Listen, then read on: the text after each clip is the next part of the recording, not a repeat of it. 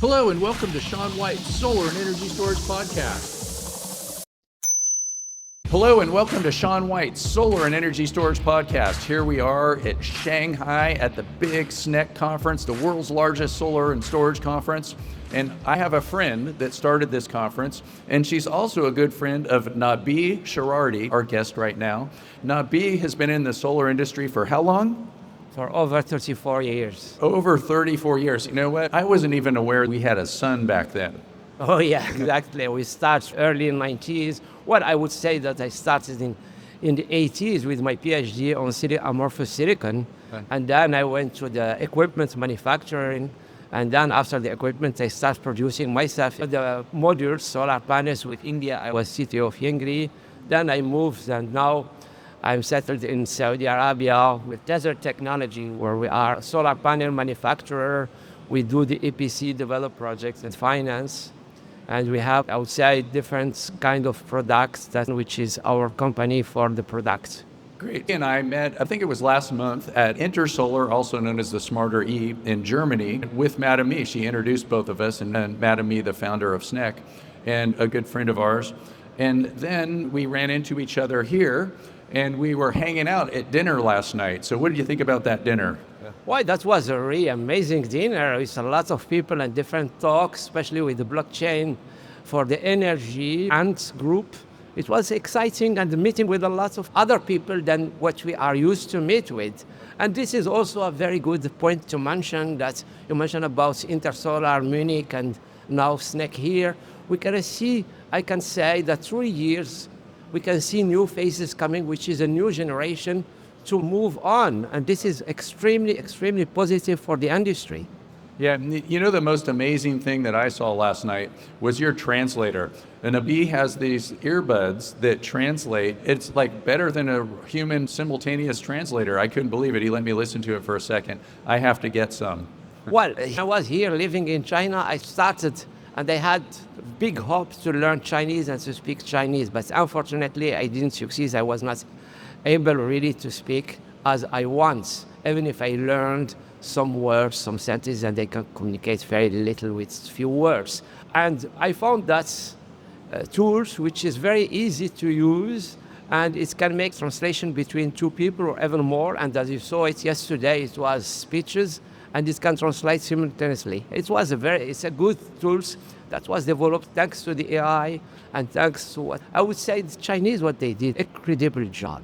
I can say a lot about that. And I saw the development here since the first time I visited China, it was in the 80s. I was student traveling backpack, and I saw that today it's amazing. Uh-huh. That country, I would not, with their ambition, and what they reach today is testimony of their ambition. The translator, it kind of reminded me of science fiction, like how on Star Trek or something like that, like all these different, you know, aliens from different planets are talking to each other. So that was very special. Yeah. Oh, yes. You know, one of the things, these tools for simultaneous translation, and we can take just the GPS. You know, some years ago, it was just yesterday, James Bond. Uh-huh. James Bond, we saw how the GPS usage and all this was for us science fiction. Today, it's reality. Everybody can have these kind of tools, and there are many others coming. You know, Yeah, I can't wait to get my own. So anybody that wants to come to SNEC next year, we're actually surrounded by all these different billboards for all these different SNEC and RE Plus conferences. They like to partner together. We have Brazil. We have other ones in Shanghai for energy storage. We have ones in Mexico, all over the world. And so it's pretty neat. If you want to go, all you have to do is get one of Nabih's translators, and it's pretty much just an earbud. I don't really understand how it works. It's like better than a computer, I think. I don't know. I would not say better than computer, but easier than the computer, because you just use them as an earphone, and then you have a translation through an app, and this can translate in, I guess it's over 144 languages, which is, well, I tried just 2 languages, English and French, Chinese, and it works perfectly. That's with the topics that I know. I even use this for the TV. For instance, yesterday I was watching TV and they were talking about different interesting things, Chinese TV, and I want to understand, so I put just one ear near the TV and the other one in my ear, and it was the translation very easy. It's good. And this is one of the things that the Chinese, they did, it's incredible development, incredible development. You mentioned about IREC+, teamwork with SNEC, you mentioned about SNEC in different areas in the world. And also I can mention about Saudi Arabia and the Middle East. Things are booming there, guys. You should come also and see what's going on in Saudi Arabia with all the projects and developments or are coming for the new developments. So please come, welcome. It's really another land also of opportunities. And we're going to have a short podcast today because we're going to go longer. We'll do it at a different time. And I look forward to hearing about like the different projects that you're working with over in Saudi Arabia and your time as CTO of Yingli. When you were CTO, was that when it was the biggest solar manufacturer in the world? Oh, yes. At that time, Yingli, we started Yingli in 2002 with 3 megawatt production line vertically integrated. That was the very first company that has a vertical integration from the ingots to the modules. Then we ramped up very quick and we went to 200, 400, 1.2 gigawatt, 2.4 gigawatt. We were New York Stock Exchange in 2007, and at that time we were the sponsor of the FIFA for 2 editions in South Africa and in Brazil, and it was a big successful company, of course, but unfortunately the business has to go through some consolidations and also some movements, of course, but Yingli is still alive. Yingli is still alive. Of course, it lost its first position, dominating position, but it's still alive, and I'm very happy and proud of that company. And as well as I'm proud for all the other companies that I started since the beginning, because I was equipment manufacturer with Trina, LDK, Renesola, and many others. We interrupt you for a very important announcement. Sean White's Solar and Energy Storage Podcast has been brought to you by Sean White's Solar and Energy Storage Podcast. That's right, Sean White is sponsoring his own podcast, and he wants to remind you to go check out some of his classes. You can go to SolarSEAN, that's solar, SEAN.com, and then click on the links to check out his classes. You can check out his heat spring classes, and you can also hire him to teach classes for you, like at your company, something like that. Now back to the show.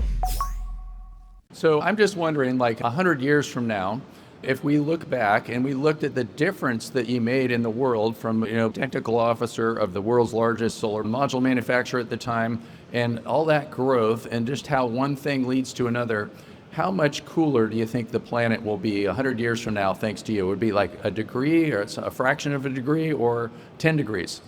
I would say at the speed, how the things are moving, and also how the government's getting more and more sensitive, I think that the solar is going to dominate, because solar shows today is cheapest energy in the world. Anywhere in the world, the solar is not cheap and competitive. So I think that the deployment, the big problem for deployment is just we need to pay upfront. And this is the limitation. If we find out a mechanism to cover and to move over that gap, of course, that we can have, I would say, more positive, that the solar is going to be deployed more and more. We can see the tremendous, I would say, improvements on the efficiency, the cost reduction, and all these things. It's just a start. And as always said, we are just an early stage at the birth of a new, I would say, evolution in the energy. Great. Well, I'm going to have to answer the question that I had because you're being a little bit modest. I'm going to give you credit for 1 degree Celsius, which is 1.8 degrees Fahrenheit, a cooler planet 100 years from now. Will you accept that for me? Yeah, I think so. I agree. And Nabih also lives in Switzerland, right? Well, yeah. It's my second hometown after Morocco, because I'm Moroccan originally, but it's my second hometown, and I have been there for more than 3 decades or so. Yeah, It's a very nice place. Well, the technology also has been developed because we equipment were all around the globe. Yeah. Right. And do you have any way that you want people to look for you or contact you?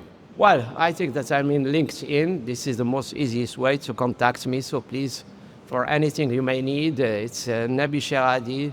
You are welcome, and they were very pleased. My always desire is to build manufacturing factories, because the industry is the key point for the development.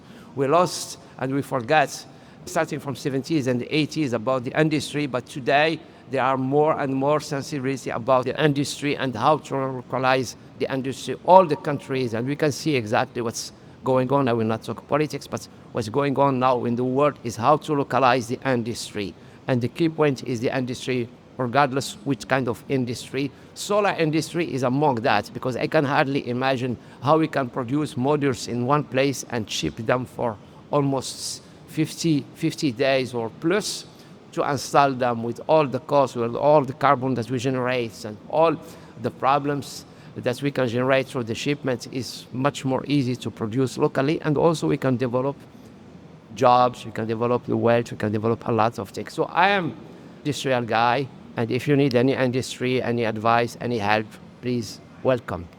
So make sure when you want to get certified, call me. And when you want to make a solar factory and change the world and make the temperature of the world cooler 100 years from now by at least a degree, save a whole bunch of species, you call Nabih, and we're going to have his LinkedIn contact in the show notes. Well, thank you so much, Nabih, and thanks for listening to Sean White's Solar and Energy Storage Podcast. To find out more, go to SolarSEAN.com and get yourself certified. You are hearing it right now from SNEC, China, Shanghai, biggest solar conference in the world. Woo!